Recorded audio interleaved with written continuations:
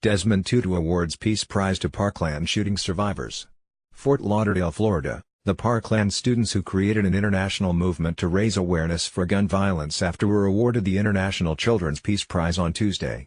During a ceremony in Cape Town, South Africa, Archbishop Desmond Tutu presented the award, calling the student organization March for Our Lives one of the most significant youth-led mass movements in living memory and its founders true change makers. "I am in awe of these children, whose powerful message is amplified by their youthful energy and an unshakable belief that children can, must, improve their own futures," Tutu said. In the moments after 17 of their classmates and teachers were killed at Marjory Stoneman Douglas High School, David Hogg, Emma Gonzalez, Delaney Tarr, Ryan Deitch and Jacqueline Caron and more than a dozen others sprang to action, doing countless media interviews, grilling lawmakers about gun reform during town halls, and sparking massive walkouts and peaceful protests at schools across the country.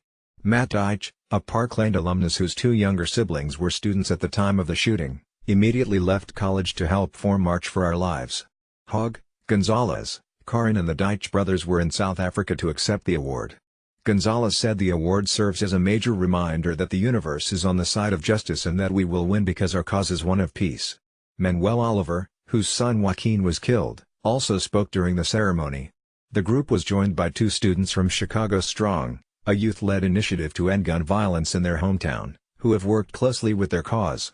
Since the Valentine's Day massacre, the students have gained international attention, raised millions of dollars from the likes of Oprah Winfrey and George Clooney for their grassroots movement and made a slew of television appearances. Hundreds of thousands attended their Washington, D.C. march this spring to raise awareness about gun violence and advocate for safer schools. Many of the students have called for a ban on assault rifles and universal background checks. The organization says more than 25 states have passed legislation consistent with their cause, including Florida.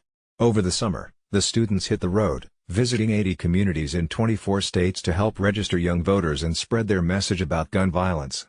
Their tireless efforts even landed them on the cover of Time magazine. Mark Dullaert, founder of Kids' Rights and the International Children's Peace Prize, said the students transformed a local community protest into a truly global youth-led and peaceful protest movement. In Parkland on Tuesday, a charity group pledged $1 million to create artworks to help the community heal.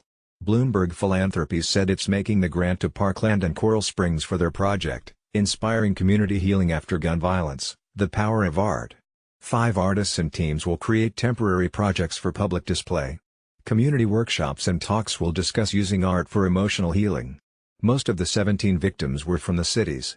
The charity was founded by former New York City Mayor Michael Bloomberg, who started the news agency bearing his surname. He has been an outspoken supporter of groups with the goal of decreasing gun violence.